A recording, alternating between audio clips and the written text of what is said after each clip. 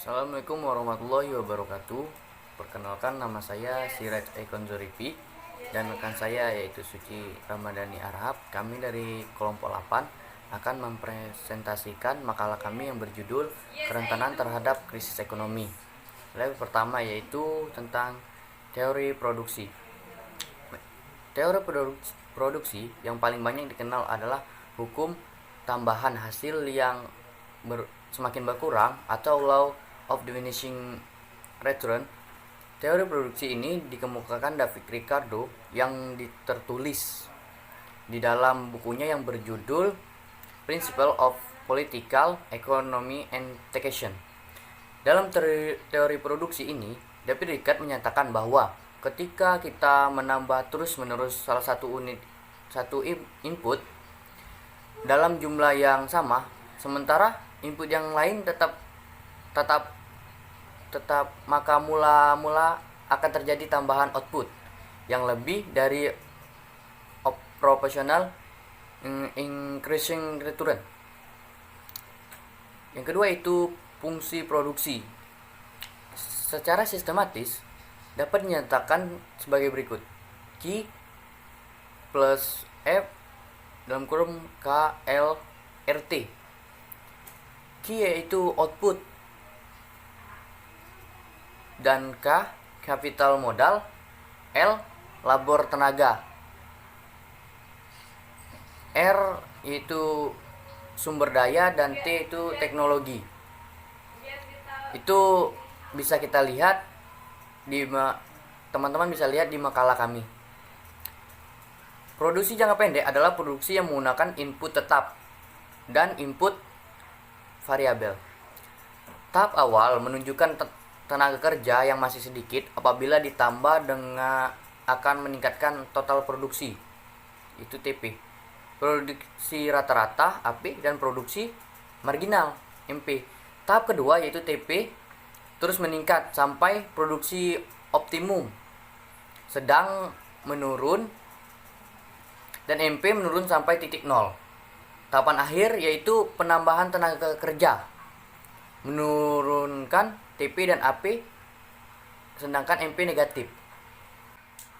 Yang ketiga itu dampak bunga dan bagi hasil dalam analisis biaya.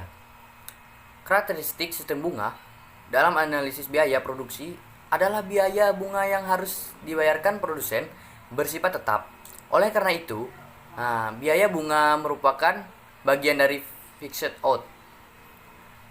Maka biaya bunga akan meningkatkan total biaya. Contohnya seorang pedagang yang meminjam uang di bank sebesar 45 juta dengan bunga 1% yang harus dibayarkan dalam periode 1 tahun. Biaya bunga yang bersifat tetap tersebut yaitu 450.000. Biaya tersebut akan menjadi fixed cost, yaitu sebesar 4.200.000 per bulan.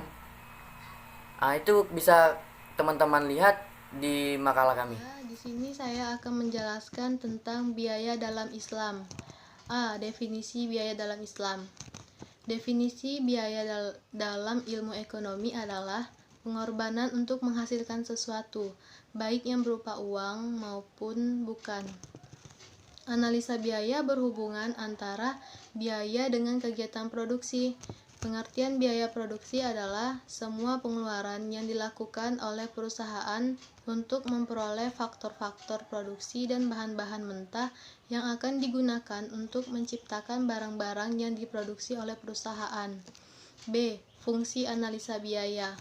Analisa biaya produksi dibedakan menjadi dua, yaitu yang pertama, biaya jangka pendek.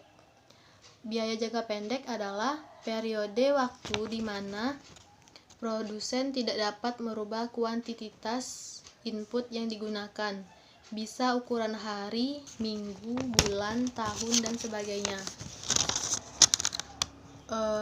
Dalam jangka pendek, konsep biaya terdiri atas yang pertama, biaya tetap total, yaitu biaya yang jumlahnya tidak tergantung atas besar kecilnya kuantitas produksi yang dikeluarkan apabila produsen dalam waktu sementara produk dihentikan.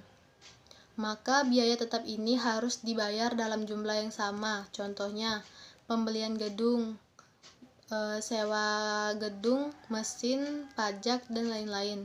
Yang kedua, biaya variabel total, yaitu biaya yang jumlahnya berubah-ubah sesuai dengan perubahan kuantitas produk yang dihasilkan. Maka, besar kuantitas produksi makin besar produksi yang dihasilkan. Contohnya, pembelian bahan baku, biaya tenaga kerja, dan lain-lain. Yang ketiga, biaya total, yaitu jumlah dari biaya tetap total dan biaya variabel total.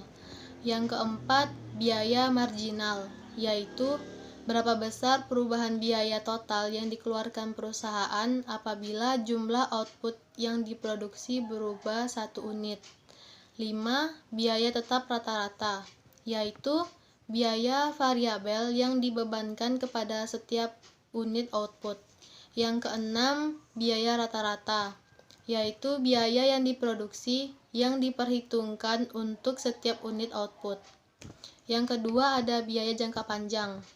Dalam jangka pendek, memungkinkan produsen untuk mengubah jumlah semua input yang digunakan sehingga tidak ada input tetap. Produsen dapat menambah semua faktor produksi yang digunakannya, sehingga tidak ada perbedaan antara biaya tetap dan biaya variabel. Oleh karena itu, produsen bisa memilih kombinasi input yang paling efisien untuk memperoleh biaya terendah. Selanjutnya, poin C, minimalisasi biaya. Efisiensi produksi dilakukan dengan meminimalisasi biaya produksi dalam jumlah yang sama, yaitu dengan membandingkan antara total cost sistem bunga dengan total cost bagi hasil. Total cost sistem bunga akan lebih tinggi daripada total cost bagi hasil. Poin ke D yaitu maksimalisasi produksi tanpa perubahan biaya. Maksudnya, maksimalisasi produksi tanpa perubahan biaya atau dengan kata lain disebut optimalisasi dengan menggunakan kurva total cost, yaitu membandingkan total cost sistem bunga dengan total cost sistem bagi hasil. Dari analisa kurva yang menunjukkan biaya yang sama, jumlah produksi yang dihasilkan sistem bagi hasil lebih efisiensi dibandingkan sistem bunga. Demikianlah hasil presentasi dari kelompok 8 tentang teori produksi dan biaya dalam Islam. Jika ada salah-salah kata, mohon dimaafkan.